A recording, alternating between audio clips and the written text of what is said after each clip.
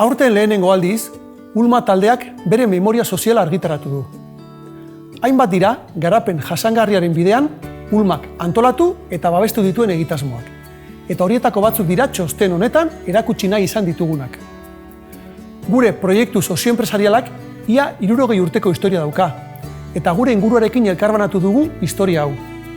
Eta bide horretan jarraitu nahi dugu, gure gizartearen garapenean laguntzea baita gure konpromisoa.